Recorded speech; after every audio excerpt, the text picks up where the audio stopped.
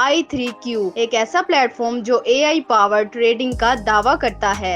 Investors को हर महीने 25% तक के रिटर्न्स का वादा देता है क्वांटम एनालिटिक्स और स्मार्ट ट्रेडिंग एल्गोरिथम्स के जरिए।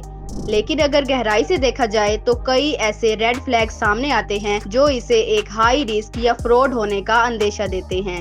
ये प्लेटफॉर्म ग्लोबल ऑफिसेज और एडवांस टेक्नोलॉजी का दावा तो करता है, मगर इसका ऑपरेशंस ना तो ट्रांसपेरेंट है, ना ही इसे किसी रेगुलेटरी अथॉरिटी की अप्रूवल मिली है, जो कि फाइनेंशियल स्कैम्स में आमतौर पर देखे जाने वाले वार्निंग साइंस हैं। कंपनी के लिस्टेड एड्रेसेस लंदन, अरकानसस, गिब्राल्टर और हांगकांग में सिर्फ वर्चुअल ऑफिस स्पेसेस हैं।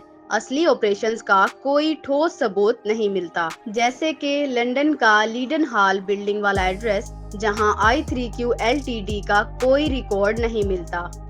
अरकानसस का एड्रेस भी एक रियल एस्टेट फर्म से लिंक्ड है, i3Q से नहीं। ग्लोबल एक्टिविटी का दावा होने के बावजूद i3Q किसी भी फाइनेंशियल रेगुलेटर जैसे कि यूके की FCA या यूएस की SEC के साथ रजिस्टर्ड नहीं है। ना किसी फाउंडर का नाम दिया गया है, ना ही किसी एग्जीक्यूटिव टीम का। ये इन्वेस्टर्स के कंसर्न्स को और बढ़ाता है।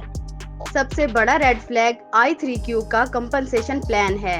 प्लेटफॉर्म हर रेफर किए गए यूजर्स को प्रॉफिट पर 5% कमीशन देता है, जो MLM यानी मल्टी लेवल मार्केटिंग का निजाम लगता है। ये मॉडल ट्रेडिंग से ज्यादा रिक्रूटमेंट को प्रमोट करता है, जो पोंजी स्कीम्स का एक मेजर इंडिकेटर होता है। खासकर स्पेनिश स्पीकिंग एरियाज में इन्फ्लुएंसर्स फंडेड अकाउंट्स और हाई रिटर्न्स का ज्यादा प्रमोशन करते हैं, मगर प्रॉफिट्स का सोर्स या सस्टेनेबिलिटी क्लियर नहीं होती। 25% मंथली रिटर्न का वादा बिल्कुल भी क्रेडिबल नहीं लगता।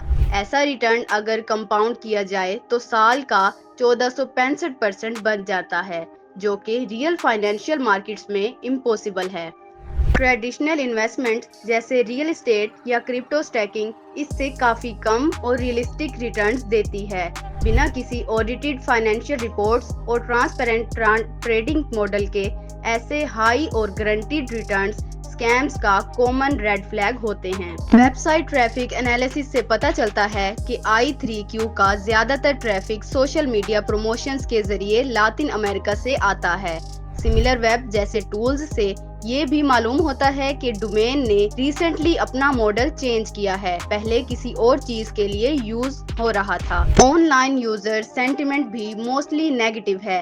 रेडिट और स्कैम माइंडर जैसे प्लेटफॉर्म इसकी ट्रेडिंग ऑथेंटिसिटी को क्वेश्चन करते हैं और वार्न करते हैं कि ये स्कैम हो सकता है। टेक्निकल सिक्योरिटी के हवाले से भी सिर्फ बेसिक चीजें दी गई हैं, SSL इंक्रिप्शन या क्लाउडफ्लेयर होस्टिंग। फंड्स कहाँ स्टोर होते हैं या डिपॉजिट्स किसी इंश्योरेंस के अंडर आते हैं या नहीं, इस पर कोई इंफॉर्मेशन नहीं मिलती। कुछ रिपोर्ट्स के मुताबिक ट्रेड्स आउटडेटेड या मैनिपुलेटेड मार्केट डाटा पर बेस करते हैं, जो AI ट्रेडिंग का सिर्फ एक ढोंग लगता है। कस्टमर सपोर्ट और पेमेंट प्रोसेस भी बहुत क्वेश्चनेबल है। प्लेटफॉर्म पेमेंट्स मेथड्स को ट्रांसपेरेंट नहीं बनाता और लाइव सपोर्ट का कोई ऑप्शन नहीं। कई यूजर्स ने डिलेड या डिनाइड विड्रॉल्स की कंप्लेंट्स की हैं और सिर्फ एक जेनरिक सपोर्ट ईमेल दिया गया है, जिसका रिस्पांस या तो लेट मिलता है या हेल्पफुल नहीं होता। आखिर में i3Q के मल्टीपल रेड फ्लैग्स जैसे unverifiable ownership, unrealistic returns, questionable MLM जैसा मॉडल और पुअर ट्रांसपेरेंसी इसे हाई रिस्की बनाते हैं। इन्वेस्टर्स को चाहिए कि ये प्लेटफॉर्म अवॉइड करें। सो viewers, do your own research करें और स्कैम से बचें।